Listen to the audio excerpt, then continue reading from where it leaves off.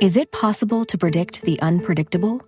Could surgeons use a patient's own anatomy to create 3D printed life-size organ models to map out challenges ahead of time, making surgery more precise, efficient, and less invasive?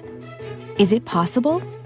It already is, because every day we're doing what's never been done. Learn more at mayoclinic.org/possible. Mayo Clinic. You know where to go. When it comes to quality sleep, Ashley has you covered with top mattress brands at winning prices and with special financing options available. You can snooze now and pay later. Plus, your mattress purchase helps give the gift of better sleep to children in need and U.S. Special Operations Forces. Visit your local Ashley store or shop online today and make every snooze count. Financing is subject to credit approval. See store or ashley.com for details.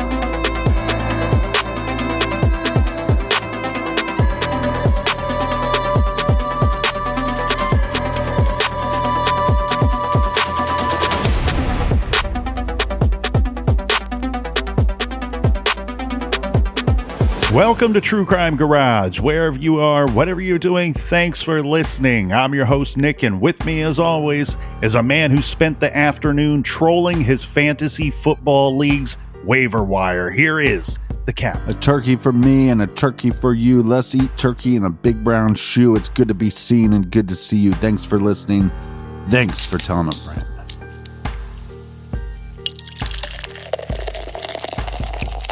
Today, we are still sipping on this delicious and tropical India pale ale called Eternal Autumn. Oh, will it ever stop? I hope not. Garage grade, 5 out of 5 bottle caps. And here's a cheers to just some of our friends who decided to help out the garage.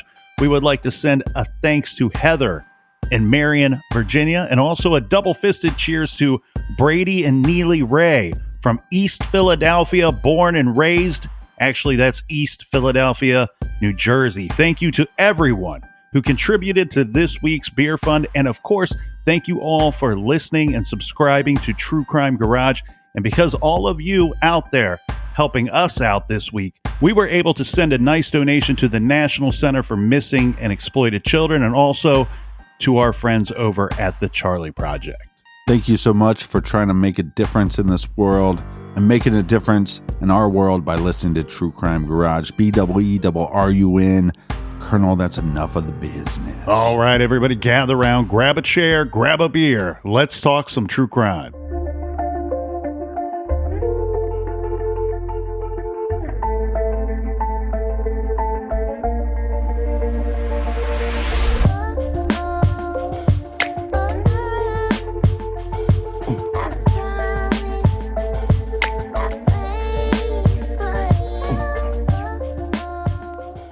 Well, Captain, we have something here that we don't see with a lot of these local small town types of cases here.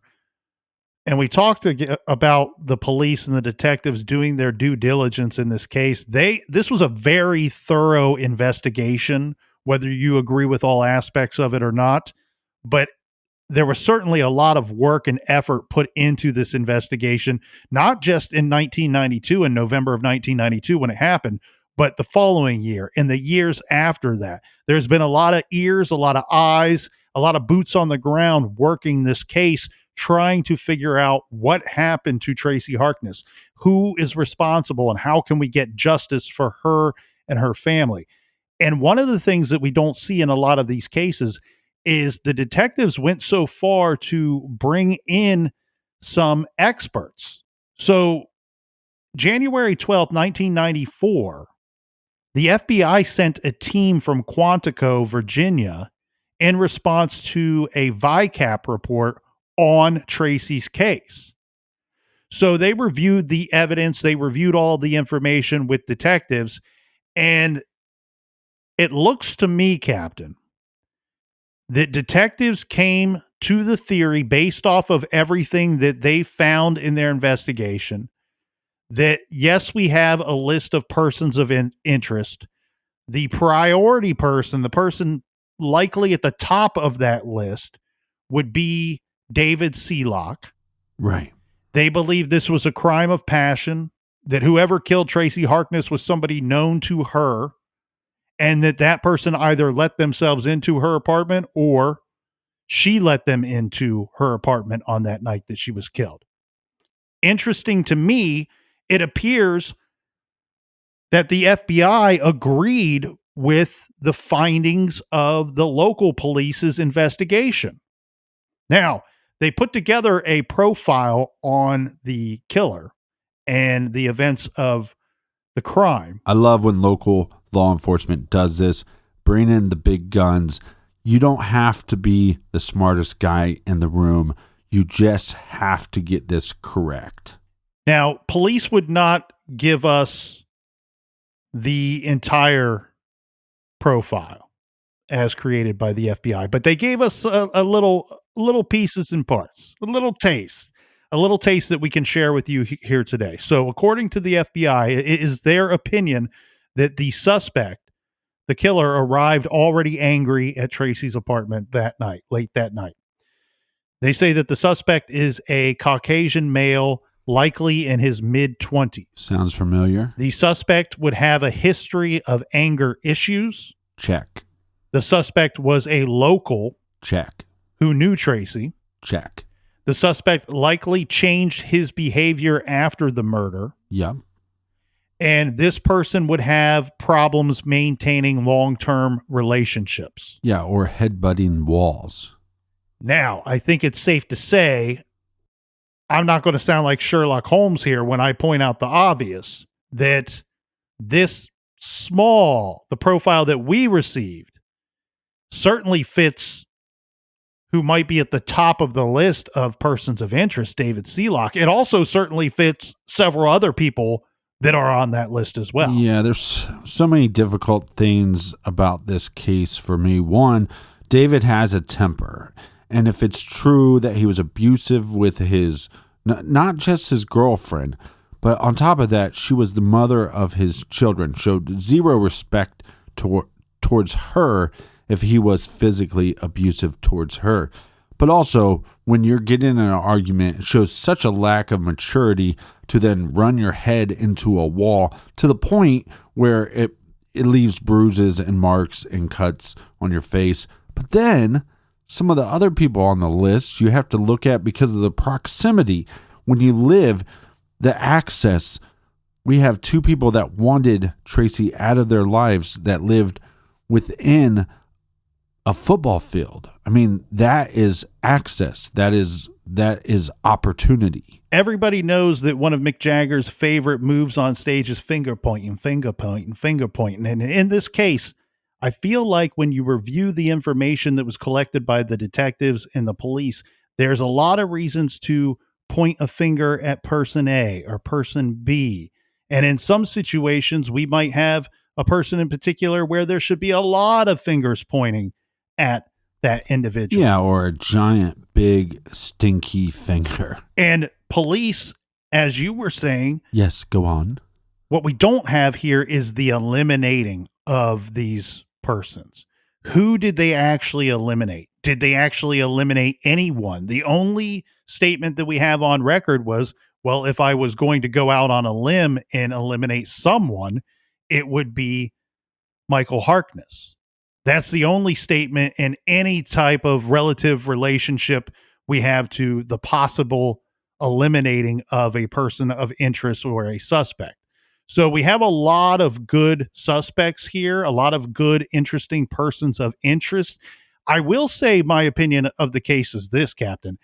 It appears to me to be still a very solvable case all of these years later. Yeah, absolutely. They have a lot of physical evidence. And we're really sitting here sifting through all this information 30 years later, but still left with some really key questions. Right. In this case. Like, one, where the hell is the murder weapon? Very good question. What was the murder weapon? Where did it come from? You have to wonder. Crime of passion. We talked a lot about you do not have to have the intent to murder someone. Was this something that somebody grabbed in a fit of anger from Tracy's apartment, a belonging of Tracy's that was an item from inside of her home? Right, and took it with them. When you're moving into an apartment and she's only been there for a few months, I mean, who knows what she was doing? Maybe at some point it takes you a while to get settled, and then eventually you want to put things on the wall. And so you have a hammer out. And is it possible that that's the murder weapon and then that person took them with? The murderer took the murder weapon with them. The other thing, though, is that we have this claw hammer that was found in one of the persons of interest car. But has no blood on it. Has no human blood on the hammer. Right, but that doesn't mean that it wasn't cleaned and put back into the vehicle. Or, I mean, think about this. Even if it had nothing, if that claw hammer has nothing to do with Janet, it is possible that police are coming around and they're interviewing me, David, and they're interviewing my ex-girlfriend, my baby mama, and I take that murder weapon and I put it in her car. Even though it's clean, now it's going to raise a lot more questions and point a lot more fingers towards her.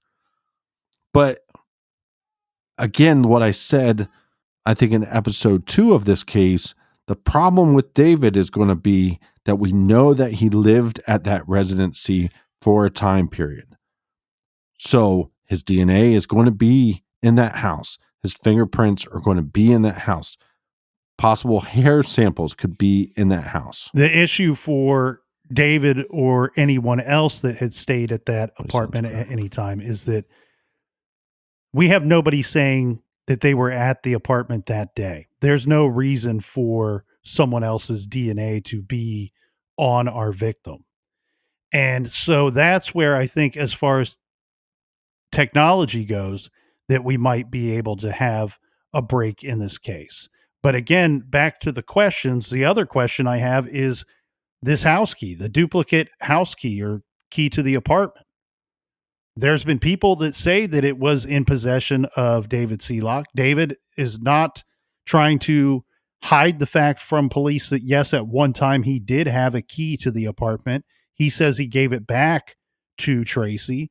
That key still remains a big part of this mystery. That key could also unlock this mystery because that could be the item that the perpetrator of this crime used to gain access to this apartment.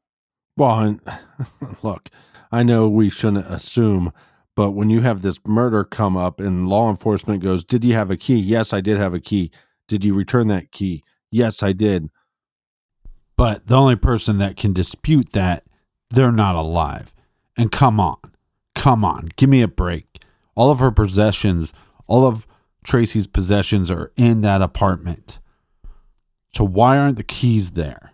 I know we shouldn't assume, but I'm just assuming that David never gave them back. And he just lied about it. The other big question I think here, and I think this is a rightful question, that it's correct to ponder this, because when we have people giving different and conflicting stories, it really makes you wonder who's covering for who and how many people were involved, or at least how many people knew what actually happened. So a big question that I have here is, was this crime perpetrated by one person, a duo, or a group of people? Well, that's really difficult because, one, let's say we take the top 6 people of interest. They're all connected to somebody. All of them have a significant other that is also on the list of POIs, or people that you should have on your list of POIs. And sorry if you're listening to this and you're going, I shouldn't be looked at. Well, why wouldn't you? You have a reason to not want her in your life. And then your alibis, the alibis of all these individuals, the alibi is coming by somebody that could be involved in the crime with them. I wish we had more information as far as the evidence, because To me, it seems like there was one weapon used. And so unless both attackers are using the same weapon, to me, that maybe it points more towards one individual, and also the time frame. It hasn't been solved for so many years. Most of the time, it's hard for if there's a duo, one person is normally a better person than the other person, eventually tells somebody. And then the other question would be, would the person or persons responsible who attacked Tracy, would they have any idea about the little one, Megan, not being home that night? Right. So while we are left with all of these questions here, Captain, the interesting thing to me about this profile, while it doesn't really point a direct finger at anyone, it doesn't really eliminate anybody either, other than the fact that the profile states that they believe that the killer was a male. So that would eliminate some of the female suspects or persons of interest here. But again, when reviewing this crime, it's difficult to say that there wasn't more than one person that is responsible. And even using something like a profile that should never be used to directly implicate somebody's guilt or to eliminate anybody from contention, it's certainly a tool that is used regularly and was used in this investigation. Now, what we can say for certain as far as the police go is their statements that they gave to the public. And this was in the form of interviews that they did with news outlets, local news outlets, but also the Crime Stoppers release information that they've released over the years, because they've continually asked the public for help. And in fact, Tracy Harkness's family asked the public for help early on in this investigation by offering a reward for information of their own money from the family. And then in the Crime Stoppers release information, we have the statements from police that the killer likely was someone Tracy Harkness knew, and that police have ruled out burglary and sexual assault as possible motives in this case. Well, it's sad too, because when we started diving in and doing our own investigation into this case, there's little to no information about this case online. Mm-hmm. And it's sad when you see that, but that's one of the reasons we do this podcast, is to try to shine some light and get people talking about cases that don't get enough of the spotlight. And it would be nice if the true crime community would kind of spread it out, because there are so many cases that are docuseries are about, books are about, online forums are all about. And these cases just need, one, a little bit of pressure from the public. And that's something that we can do, is we can discuss these cases.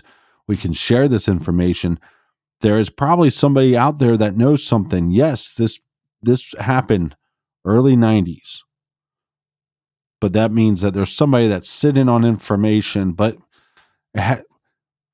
think about it. Cases like Delphi and JonBenet Ramsey and West Memphis 3, a lot of those people have come forward after a couple years because there is public pressure, because they saw a documentary about it on TV. They heard about the case on a podcast. So they decide, hey, people actually still care about this. I should maybe share the information. And law enforcement might be one piece away from solving the puzzle. Mm-hmm. Now, my question to you, which I don't know, but do they have what they think is DNA from the killer at the crime scene? Well, what I can say is that one ray of hope here is that, yes, police do have a bunch of physical evidence in this case. They have items that new technology may now or soon be able to offer the final solution to the murder of Tracy Renee Harkness. And we know that they conducted DNA testing in 1993, again in 1994, and in 2009. The most significant pieces of evidence in this case, per the files we reviewed, include, but are not limited to, the following: personal items of Tracy's found in the apartment and on her person, a jacket that was worn by one of the persons of interest that was collected, fingernail scrapings, the toilet seat being up in Tracy's apartment. And it seems like most, if not all, of these items are definitely eligible for renewed modern testing. And maybe this case being covered by anybody in the media will give that push to law enforcement to go, hey, maybe it's time to revisit this case and take a look at some of these pieces of evidence and get these tested. We have a lot of Ohio listeners, and we say this often, but it's even more important when we're covering an Ohio case because the abundance of Ohio listeners that we are so lucky to have. If you have any information, or if you know who killed Tracy Renee Harkness, call the Grove City Police Department at 614-277-1710, or to submit a tip and remain anonymous, you can call that tip in at 614-645-TIPS. That's tips. Or you can email our show by going to our website, truecrimegarage.com.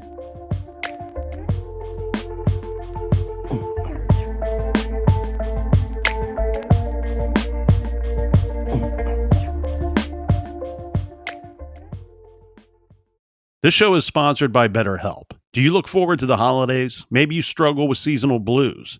This time of year can be a lot, and it's natural to feel some sadness or even anxiety about it. But adding something new and positive to your life can counteract some of those feelings. Therapy can be a bright spot, something to look forward to make you feel grounded, and to give you the tools to manage everything going on. If you're thinking of starting therapy, give BetterHelp a try. It's entirely online, designed to be convenient, flexible, and suited to your schedule. Just fill out a brief questionnaire to get matched with a licensed therapist and switch therapists at any time for no additional charge. Find your bright spot this season with BetterHelp. Visit BetterHelp.com/garage today to get 10% off your first month. That's BetterHelp, HELP.com/garage. Is it possible to predict the unpredictable? Can 3D printed life-size organ models help to map out complex surgeries ahead of time? Is it possible? It already is right here. Mayo Clinic. You know where to go.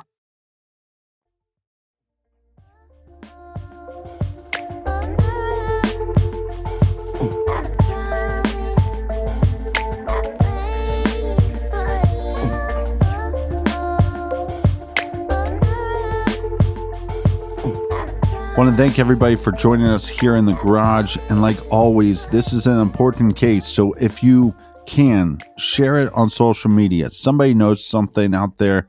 Somebody needs to come forward and get some closure for this family. Yes, thank you all for listening. We will be off next week to celebrate the holiday with our families, but that does not mean that you have to take a break from True Crime Garage. If you are looking for something to listen to, please check out our other show, Off the Record.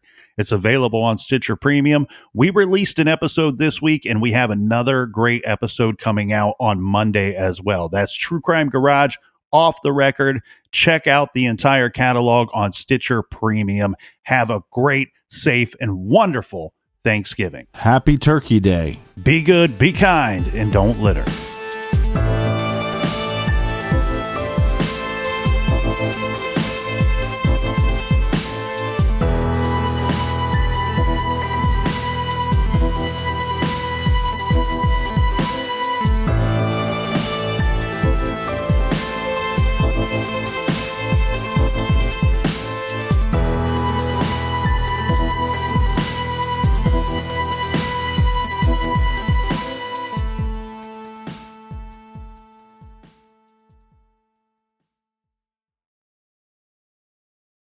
Is it possible to predict the unpredictable? Could surgeons use a patient's own anatomy to create 3D printed life-size organ models to map out challenges ahead of time, Making surgery more precise, efficient, and less invasive? Is it possible? It already is. Because every day we're doing what's never been done. Learn more at mayoclinic.org/possible.